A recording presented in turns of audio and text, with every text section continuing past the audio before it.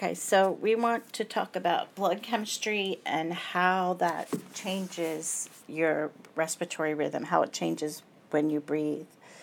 Okay, so the first thing is chemoreceptors are going to monitor pH of the blood, the carbon dioxide level of the blood, and the oxygen level. And it's not just blood, it can be body fluid, so it could be cerebral spinal fluid. Okay, now the peripheral chemoreceptors are found in the aortic bodies and the carotid bodies. So the aorta and the carotid arteries, which kind of makes sense, right? It's the blood that's going to your body and the blood that's going to your brain. Okay, so they're called peripheral. And the aortic bodies are going to signal the medulla, the respiratory center, using the vagus nerves. And the carotid signals it by the glossopharyngeal nerves. Okay, now, the central chemoreceptors, these are the big ones, okay, so they're responsible for 75% of the changes. They're found on the medulla oblongata. And the big thing that they do is they're going to monitor the pH of the cerebral spinal fluid, so the CSF. Okay, so you guys know that cerebral spinal fluid, I think. Okay, now, I put this in this yellow box. So, the pH of the body fluids is the biggest stimulus for changing respiratory rate. Okay, so this is the number one thing that changes it. Okay, the second thing is carbon dioxide levels, and then the third thing is the oxygen levels. So pH is the primary thing that's going to change your respiratory rate. Okay, so effects of hydrogen ions. So the hydrogen ions are going to change the pH of the CSF. Okay, so we can go into what's called respiratory acidosis. Okay, if the pH is less than 7.35. Okay, so 7.35 is the magic number. Okay, now, this can be caused by hypercapnia. Okay, so what that means is that our carbon dioxide level is greater than 43 millimeters, so greater than 43 in the blood. Okay, so what happens, why this is a problem, is that the carbon dioxide can easily cross the BBB, which BBB is the blood-brain barrier. Okay, so it can easily cross it. Okay, then once it gets into the cerebral spinal fluid, okay, it reacts with water, and it's going to release hydrogen ions. Okay, and then what's going to happen is the chemoreceptors will detect this change in hydrogen, this increase in hydrogen ions, and they're going to stimulate the inspiratory center so that you'll breathe more. Okay, so if we have hypercapnia, okay, so we have, we have CO2, right? So we have an increase in CO2, binds with the water. Okay, it forms H2CO3. Okay, and then we're going to go this way, right? Our equation's going this way because this is what's in excess. So we have hydrogen, and then we'll have HCO3 negative. Okay, so if we get an increase in hydrogen ions, that means that our pH drops. Okay, and we become acidic. Okay, so what happens to correct for respiratory acidosis is we hyperventilate. Okay, so we hyperventilate in an effort to blow off the carbon dioxide. Okay, so we're trying to get rid of the carbon dioxide, and we're trying to make the equation go the other way. Okay, so we're trying to make this equation go this way. Okay, so CO2 leaves. Okay, now, what can cause respiratory acidosis? Okay, so things that can cause it would be something where you're using pulmonary function. Okay, something's wrong with your lungs. Okay, so if something's wrong with your lungs, then that's going to cause us to not be able to blow out enough carbon dioxide. Okay, now, respiratory alkalosis is the opposite. Okay, so the pH is greater, and so it's 7.35. Okay, so it could be caused by hypocapnia. Okay, so a lower carbon dioxide level. So it's less than 37. Okay, so it's corrected by slowing your breathing down, hypoventilation. Okay, so it's going to push this reaction the other direction. Okay, so it's going to push it this way. So essentially what we're doing is we're increasing the hydrogen ions in our body fluids, and that's going to take our pH back to normal, lower it to normal. Okay, this is not as common as acidosis. Acidosis is more common. So what happens here is something's going on and you're blowing off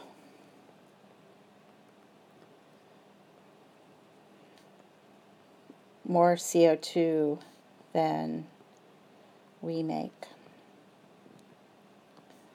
Okay, so say somebody's hyperventilating.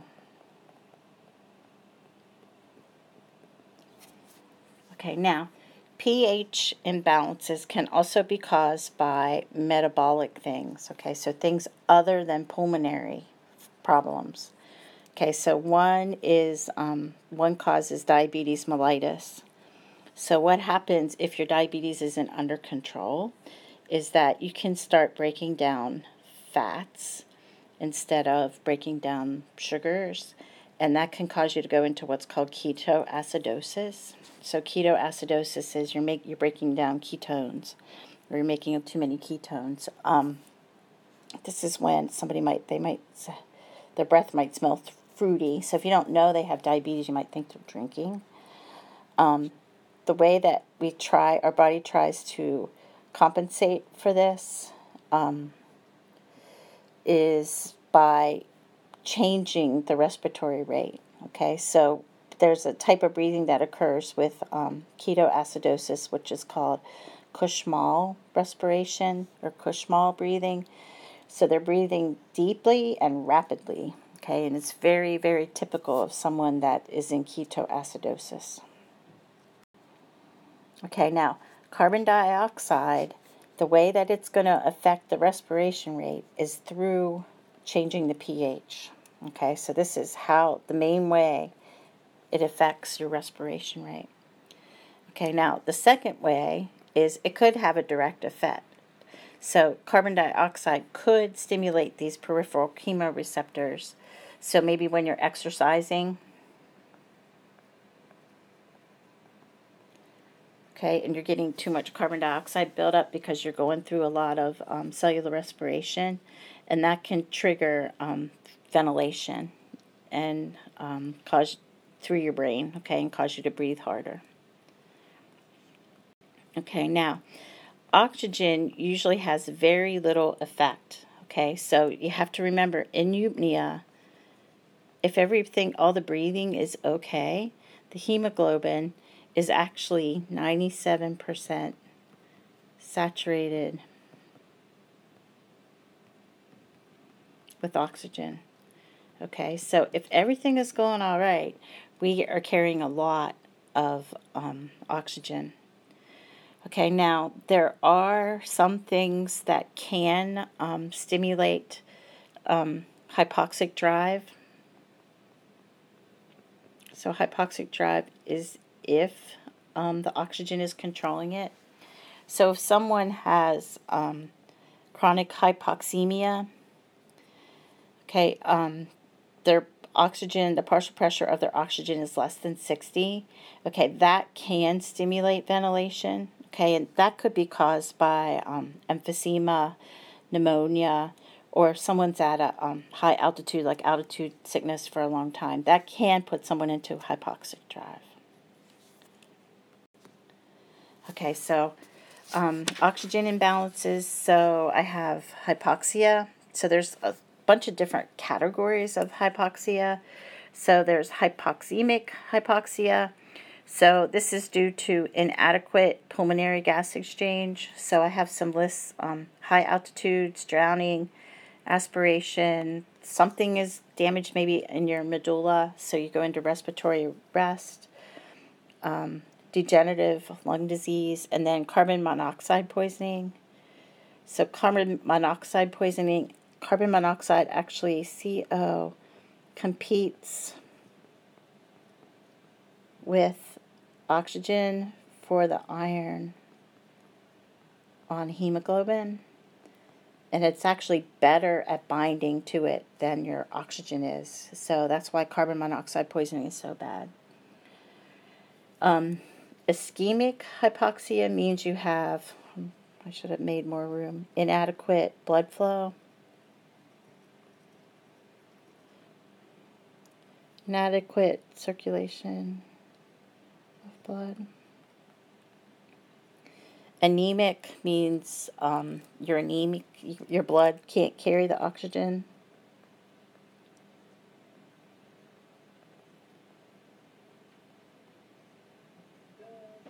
Yeah, hold on. Okay, so cyanosis is the blue color when your skin turns blue, when your oxygen is low. Someone's cyanotic, they turn blue. Primary effect of hypoxia is that the tissue starts to die, and what happens is organs that have a high metabolic demand actually die first because they need more oxygen to survive. Okay, now oxygen excess. Okay, so there is such a thing as oxygen toxicity. So this is when pure oxygen is inhaled or breathed at a very high pressure, so 2.5 atmospheres or greater. What happens is that the oxygen can generate free radicals, and the free radicals, they kind of bounce around and they destroy enzymes, they destroy nervous tissue, they can cause seizures or coma and death. So a long time ago, okay, they used to treat, okay, so with the premature babies, right? And remember they didn't have the surfactant. So without the surfactant, they wouldn't breathe very well. So they used to give them a pure oxygen and try to have them help them out that way. And what happened is it damaged a lot of the retinas, so they went blind. So they don't do that anymore, or they don't do it very often. So that the oxygen can generate free radicals, it can generate hydrogen peroxide. Now, how air chamber is, they are used. Okay, so they're actually very useful. They used to use it to transfer. Here's what I was talking about: treat premature infants, but they don't do it for that anymore. But they do use it for wound healing. Okay, so that helps. They do use it for things like carbon monoxide poisoning.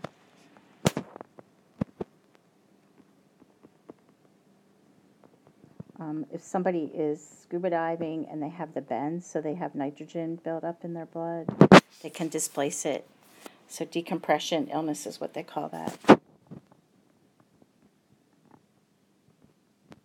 Some rich people have them. Like Michael Jackson had one, I think, that he hung out in. Okay, now, chronic obstructive pulmonary disorders. Okay, so COPD is long-term obstruction of airflow and reduced pulmonary ventilation. Okay, so you can't get air in, you can't get air out. Okay, asthma is caused by allergens that actually can trigger the release of too much histamine, and the histamine causes the bronchi to to constrict. Okay, and then the air can't get in or out. Okay, so there are other COPDs that are typically associated with smoking, but not all the time. So chronic bronchitis, so the cilia don't sweep. Okay, so typically, right, our passageway is lined with cilia, and the cilia are sweeping the mucus up. Okay, and this is called the mucociliary escalator. Okay, so mucociliary escalator, it sweeps it up, and we swallow the mucus and we don't even realize it. But someone that smokes, the cilia are destroyed, the cilia are paralyzed or broken off.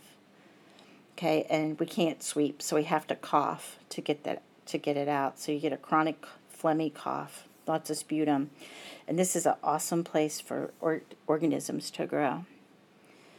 Emphysema, I mentioned earlier. This is when the alveolar walls break down.